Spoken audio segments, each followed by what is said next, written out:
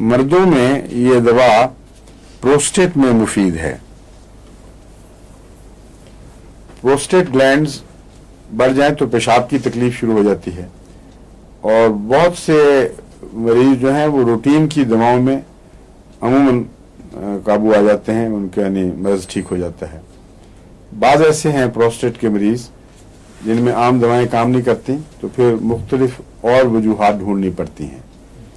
اگر اسٹیفس سیگریا سے مزاج ملتا ہو کسی کا، اور پروسٹیٹ کا یعنی غدہ قدامیہ کہتے ہیں اس کا مریض ہو، یعنی پیشاب پیچھے جو مثانے میں پڑا رہ جاتا ہے اور پورا نکلتا نہیں کیونکہ آگے روک بن جاتی ہے، اور اس وجہ سے کبھی بھی انسان محسوس نہیں کرتا کہ مجھے اب تسلی ہو گئی ہے پیشاب کر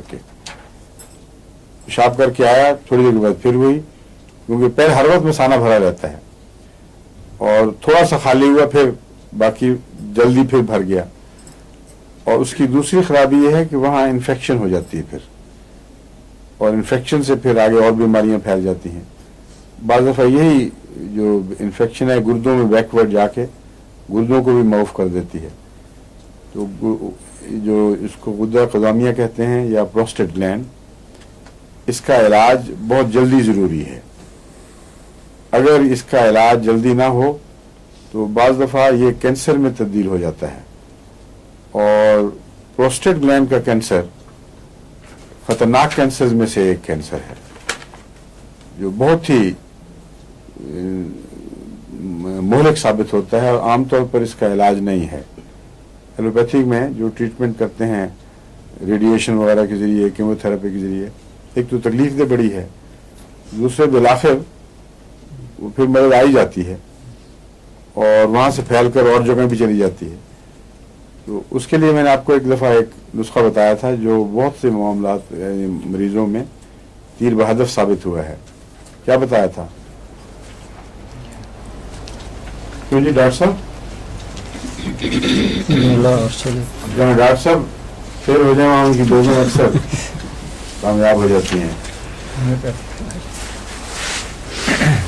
کوئی اور ہے؟ ہاں بالکل ٹھیک ہے. سلیشیا سی ایم 1,00,000 طاقت میں بہت ہی حیرت انگیز اثر دکھاتی ہے، لیکن اگر بہت زیادہ دوسری دوائیاں دوسرے علاج شروع ہو چکے ہوں تو پھر اس کا اس طرح حیرت انگیز اثر ظاہر نہیں ہوتا جس طرح بغیر دوسرے علاج کے ہو. ایک پاکستان سے بھی کچھ عرصہ پہلے ایک کیس آیا تھا، اس کو 1,00,000 طاقت میں نے دلوائی ہے، اور پھر اس کی اطلاع آئی کہ اب ڈاکٹر نے دیکھا کچھ بھی نہیں ہے، بالکل نارمل ہے. امریکہ سے ایک کیس آیا تھا، وہ بھی بالکل اسی طرح اس نے رد عمل دکھایا. تو 1-2 کی بات نہیں، کم سے کم میرا خیال ہے 7 ایسے کیسز میرے علم میں ہیں یا زائد بھی ہوں گے جن میں سلیشیا سی ایم نے جو 3 ہفتے کے بعد ریپیٹ کی ہے یا پھر 1 مہینہ 2 مہینے کے بعد ریپیٹ کی ہے، بالکل بیماری کو جڑ سے اکھیڑ دیا ہے. بلکہ ڈاکٹر بعض دفعہ کہتے ہیں کہ یہ غلطی ہو گئی ہوگی، یہ بیماری تھی نہیں، مگر ان کے ٹیسٹ بتا رہے ہوتے ہیں کہ تھی، اس لیے وہاں یہ مفید ہے. مگر اس کو رسک لینی نہیں چاہیے. کوئی دوائی بھی ایسی نہیں جس کے متعلق آپ 100% کہہ سکیں ضرور کام کرے گی. بعض موسم ہوتے ہیں، بعض ممالک پر میں بعض دوائیں اثر کرتی ہیں، اور بعض موسموں میں یا بعض سالوں میں وہ اثر اس طرح چھوڑ دیتی ہیں. اب یہ مسٹری ہے کیوں ایسا کرتی ہیں. مثلا پسٹیلا 200 ہے، عام طور پر بچہ اگر بریچ کیس ہو، سر اوپر اور پیٹھ نیچے ہو، تو 1-2 خوراکیں میں نے دیکھا ہے بالکل جادو کی طرح سے دکھاتی ہیں، مگر بعض کیسز میں یا بعض دنوں میں بالکل کوئی فائدہ نہیں.